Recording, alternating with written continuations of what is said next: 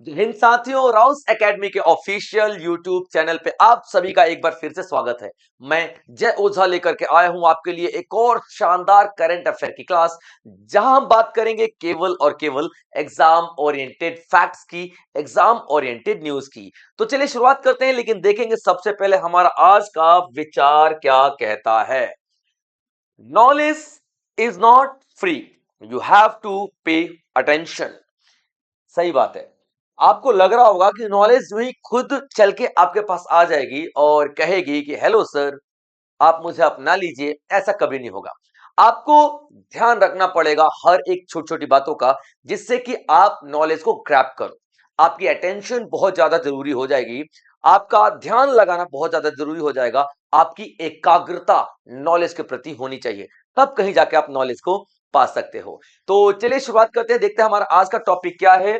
क्योंकि आज बहुत सारी ऐसी नई खबरें हैं, क्योंकि कल 26 जनवरी था और 26 जनवरी को बहुत सारी चीजें अनाउंस की जाती हैं और बहुत सारे ऐसे नई खबरें आपको देखने के लिए मिलती हैं। तो चलिए सबसे पहले देखेंगे क्या है। एशिया का सबसे बड़ा नागरिक उड्डयन आयोजन विंग्स इंडिया 2026।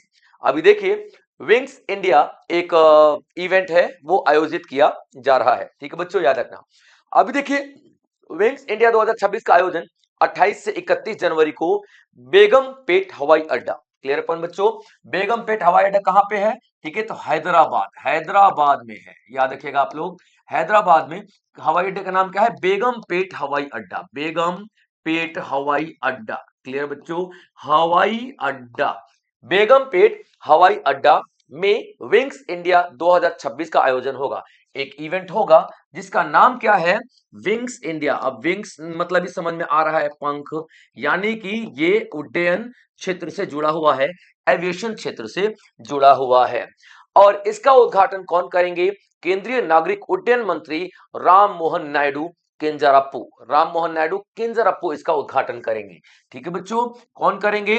राम मोहन नायडू, राम मोहन नायडू, मोहन नायडू किंजराप्पू। ठीक है बच्चों, याद रखना, राम मोहन नायडू किंजराप्पू द्वारा इनका उद्घाटन किया जाएगा, इनॉग्रेशन किया जाएगा। क्लियर पॉइंट बच्चों, याद रखना, किंजरप्पू, किंजरप्पू। ठीक है बच्चों, किंजरप्पू के द्वारा उद्घाटन किया जाएगा, जो भारत की उड्डयन प्रगति और क्षेत्रीय संपर्क को प्रदर्शित करेगा। अभी देखिए यहां पे क्या होने वाला है।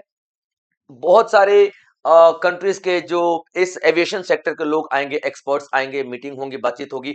और किस चीज से रिलेटेड बातचीत होगी? तो हमारे एविएशन सेक्टर से रिलेटेड बातचीत होने वाली है। और यहाँ पे सभी बात करेंगे कि उनके कंट्रीज में किस तरीके से यहाँ उनका उनके कंट्री में एविएशन सेक्टर का क्या हाल है, उनके कंट्री में एविएशन सेक्टर के क्या रूल हैं, और वो सारे के सारे रूल एक दूसरे के साथ शेयर किया जाएगा और जो बेहतर होगा उसको अपना लिया जाएगा। याद रखना, क्लियर पॉइंट। अब ये इसमें कौन से कंट्रीज आने वाली हैं बच्चों? तो याद रखना, एशिया। क्लियर पॉइंट बच्चों, याद रखना, एशिया। और ये क्या इवेंट का नाम क्या है बच्चों? याद रखना, इवेंट का नाम क्या है? विंग्स इंडिया 2026, 28 से 31 जनवरी तक ये चलने वाला है। क्लियर पॉइंट बच्चों, याद रखना। और इसमें कौन सी कंट्रीज आएंगी? तो एशिया की कंट्रीज आएंगी, या यूं कह लीजिए कि जो एशिया का सबसे बड़ा, एशिया का सबसे बड़ा एविएशन इवेंट कहलाता है ये, एविएशन इवेंट कहलाएगा। याद रखना, एविएशन इवेंट कहलाएगा, यानी कि उड्डयन क्षेत्र से जुड़ा सबसे बड़ा इवेंट है ये। ठीक है बच्चों, तो विंग्स इंडिया 2026 का आयोजन 28 से 31 जनवरी को बेगम पेट हवाई अड्डा हैदराबाद में होगा, जिसका उद्घाटन केंद्रीय नागरिक उड्डयन मंत्री राम मोहन नायडू किंजराप्पू द्वारा किया जाएगा, जो भारत की उड्डयन प्रगति और क्षेत्रीय संपर्क को प्रदर्शित करता है। चलिए आगे बढ़े। लेफ्टिनेंट अक्षिता धनखड़ जी, ठीक है, लेफ्टिनेंट अक्षिता धनखड़ जिनको आप यहां पे देख रही हैं, इन्होंने तिरंगा झंडा लहराया। ठीक है, जो आप इनको देख रहे हैं, इन्होंने तिरंगा झंडा, जो हमारी राष्ट्रपति द्रौपदी मुर्मू है जब वो फहरा रही थी, तो इन्होंने भी तिरंगा झंडा को साथ में फहराया। और ये बहुत बड़ी बात है, इसलिए ये चर्चे में काफी ज्यादा रही है आज और कल 26 जनवरी के दिन। ठीक है बच्चों, तो लेफ्टिनेंट अक्षिता धनखड़ जी की बात कर रहे हैं यहाँ पे, इन्होंने फहराया, ठीक है, तिरंगा फहराया। और अब देखोगे प्रेसिडेंट द्रौपदी मुर्मू है, उनके साथ में मिलकर के। और ये ऑफ कोर्स हमारा 77वां, ठीक है, कौन सा 77वां रिपब्लिक डे आपको दिखाई देगा। ठीक है बच्चों, रिपब्लिक डे आपको दिखाई देगा। 77th रिपब्लिक डे के दिन आप नाम याद रख लेना, लेफ्टिनेंट अक्षिता जी। ठीक है, अक्षिता जी, ठीक है, याद रखना, लेफ्टिनेंट अक्षिता इनका नाम होगा, अक्षिता धनखड़ इनका नाम होगा।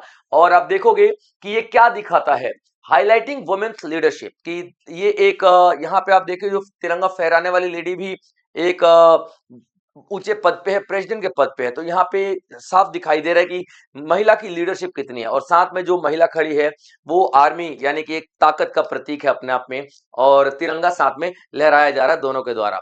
तो आप यहाँ पे देखोगे कि बहुत बड़ी एक नेतृत्व कला यहाँ पे उभर के सामने आ रही है भारत की। उसके बाद आप देखोगे NCC training and her inspiring journey in the Indian air force. NCC cadet भी रह चुकी हैं, और वो काफी ज्यादा उन्होंने एक्टिविटीज भी की हैं डिफेंस में जाने के लिए, और फिर एयरफोर्स उन्होंने ज्वाइन किया।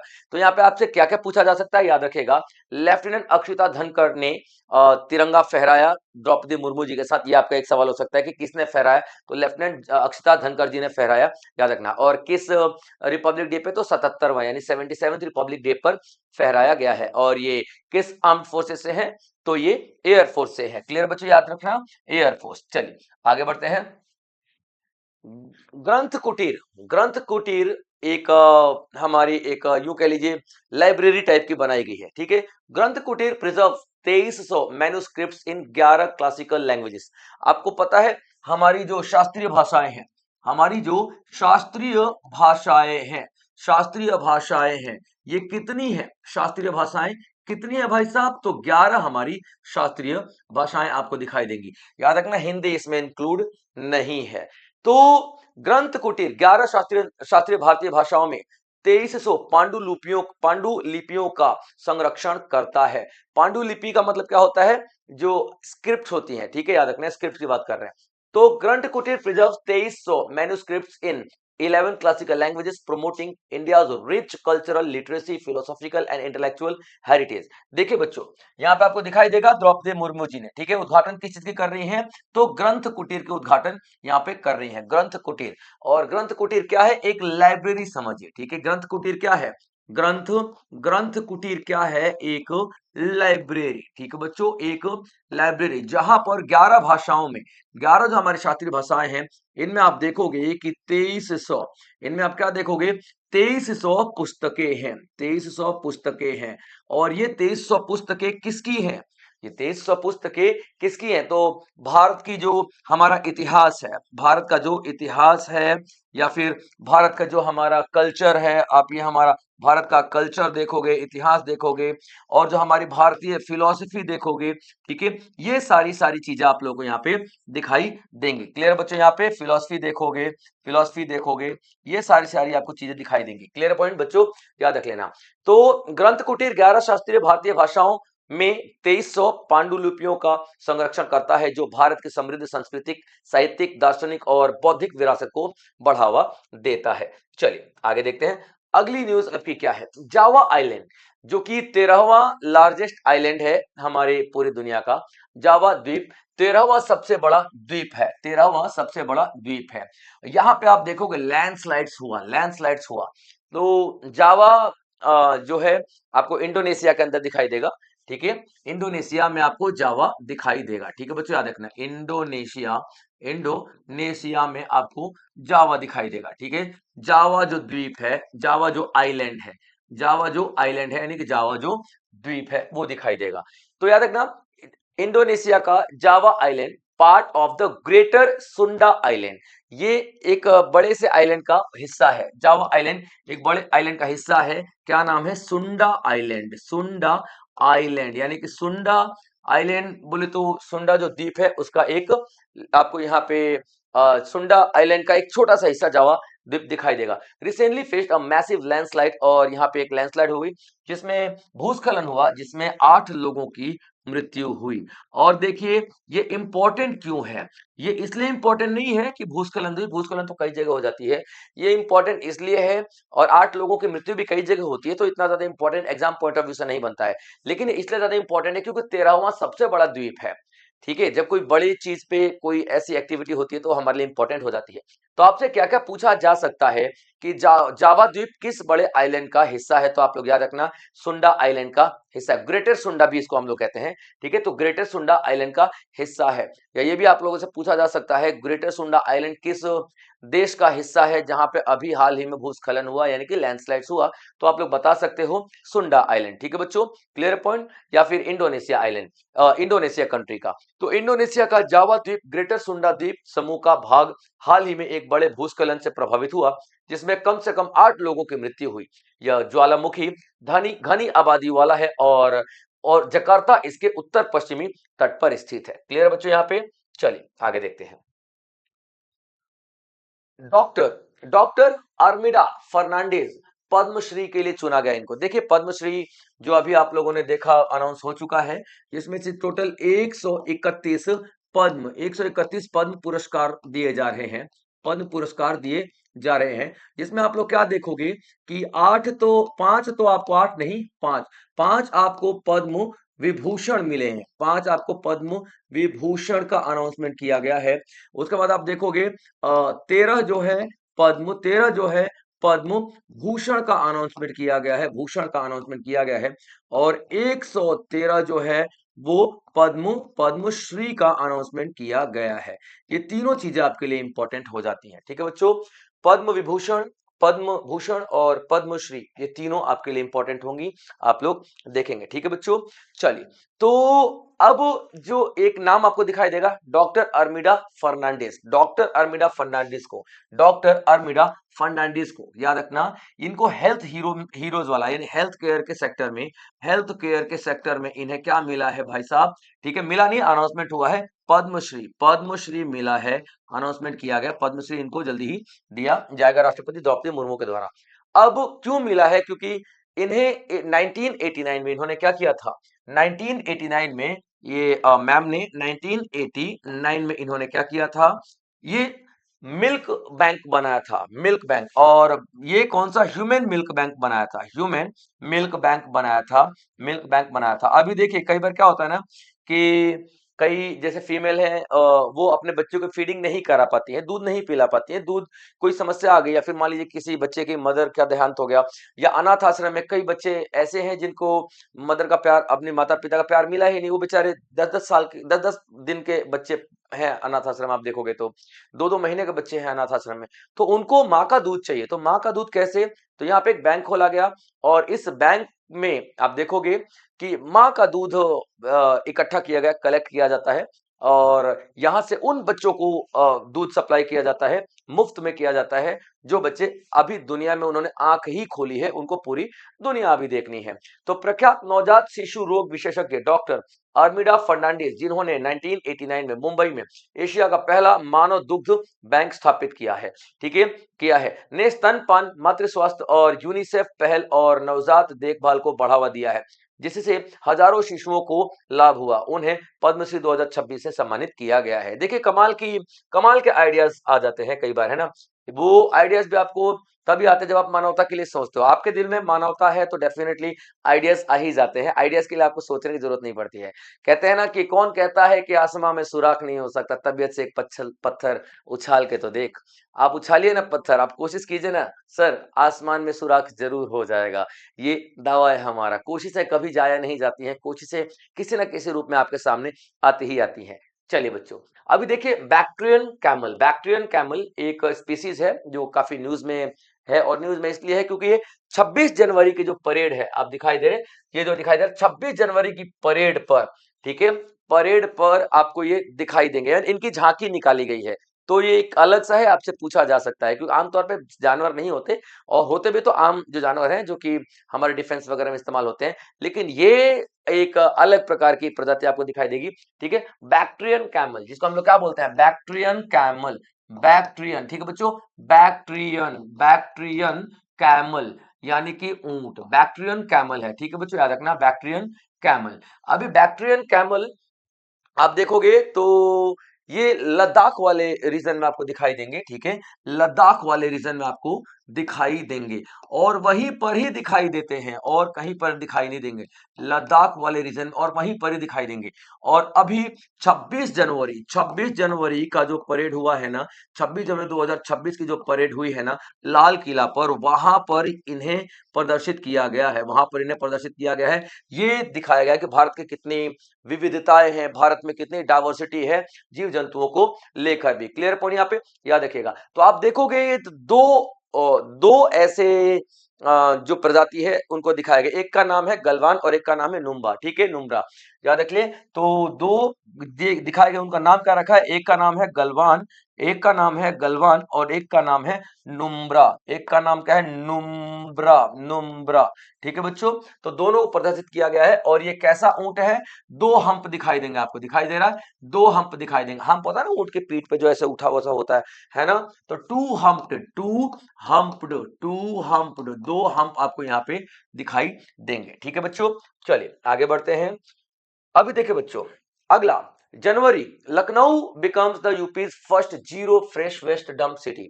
अभी देखिए क्या है, जनवरी ये लखनऊ जो है, लखनऊ में दो दो कचरे का दो जो वेस्ट वेस्ट ट्रीटमेंट प्लांट पहले से ही है, दो वेस्ट ट्रीटमेंट प्लांट पहले से ही है लखनऊ में और काम कर रहे हैं, जिसमें कि वो 700, ठीक है, मेट्रिक टन जो है आपका डेली का वो सफाई करते हैं कचरा को, मतलब कचरे को रिफ्रेश करते हैं और अलग अलग प्रोडक्ट में इस्तेमाल किया जाता है। दो पहले से ही है, तो अभी दो है, तो 1400 की कैपेसिटी थी इनकी, अभी तीसरा वाला बनाया जा रहा है, तो तीसरा वाले के साथ टोटल 2100 मैट्रिक टन जो कचरा है वो रिफ्रेश किया जाएगा, यानी कि उसे कुछ ना कुछ बनाया जाएगा। और ये ऐसा करने वाला उत्तर प्रदेश लखनऊ का पहला शहर बन चुका है। क्लियर पॉइंट बच्चों याद रखना। तो आप देखोगे कि 100% साइंटिफिक वेस्ट प्रोसेस किया जाता है यहाँ पे, 100% याद रखना क्या, 100% वैज्ञानिक तरीकों से, 100% वैज्ञानिक प्रोसेसिंग की जाती है यहाँ पे, वैज्ञानिक प्रोसेसिंग की जाती है, यानी कि साइंटिफिक प्रोसेसिंग की जाती है, यानी कि साइंटिफिक प्रोसेसिंग की जाती है, ठीक है बच्चों, साइंटिफिक प्रोसेसिंग की जाती है, याद रखना। तो ये चीजें आपके लिए इंपॉर्टेंट हो जाती हैं। जनवरी 2026 में लखनऊ ने शिवरी ठोस अपशिष्ट प्रबंधन संयंत्र में अपनी तीसरी अपशिष्ट प्रसंस्करण, यानी कि जो साइंटिफिक जो वेस्ट मैनेजमेंट है, साइंटिफिक वेस्ट वेस्ट को जो अच्छा किसी प्रोडक्ट में बनाने का एक जो मशीन है या यूं कह लीजिए प्लांट है, वो लगाया जा रहा है, उसका उद्घाटन कर दिया गया है। 700 मैट्रिक टन एक की कैपेबिलिटी है, दो पहले से थी और तीसरी लगाई गई है, तो अब 2100 मैट्रिक टन रोज का कचरा रिफ्रेश किया जाएगा, ठीक है बच्चों। चलिए आगे देखते हैं।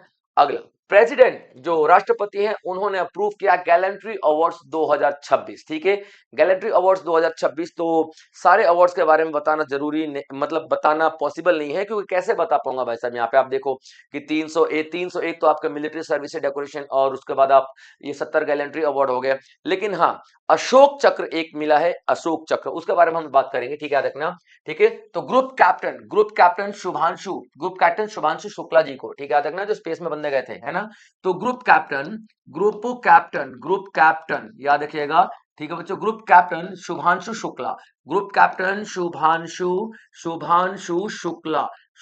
शुक्ला जी हैं, ठीक है बच्चों, शुभांशु शुक्ला जी हैं, ग्रुप कैप्टन शुभांशु शुक्ला जो हैं, इन्होंने क्या किया है, मतलब इनको क्या दिया गया है, तो अशोक चक्र दिया गया है, ठीक है बच्चों, इन्हें क्या दिया गया है, तो अशोक चक्र दिया गया है इन्हें, ठीक है बच्चों, याद रखना, अशोक चक्र इन्हें दिया गया है। और ये राष्ट्रपति द्रौपदी मुर्मू के द्वारा दिया गया है। और ये क्या, अशोक चक्र क्या है, देखिए गैलेंट्री अवार्ड एक पीस टाइम होते हैं, एक वॉर टाइम होते हैं, तो इन्हें पीस टाइम जो गैलेंट्री का मतलब क्या होता है, बहादुरी, है ना। तो बहादुरी कोई जरूरी थोड़ी है कि युद्ध में ही दिखाया जाए, तो एक होता है वॉर टाइम गैलेंट्री अवार्ड, यानी कि युद्ध में जो वीरता पदक मिला है, और एक पीस टाइम में मिला है, शांति वाले टाइम में मिला है।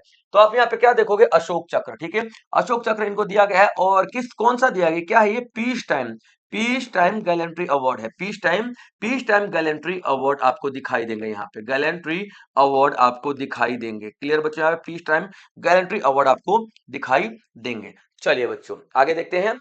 और इसके अलावा 70 गैलेंट्री अवार्ड और दिए गए हैं, बहादुरी, और 301 military services decoration recognise military services decoration award दिए गए हैं मिलिट्री सर्विसेज में।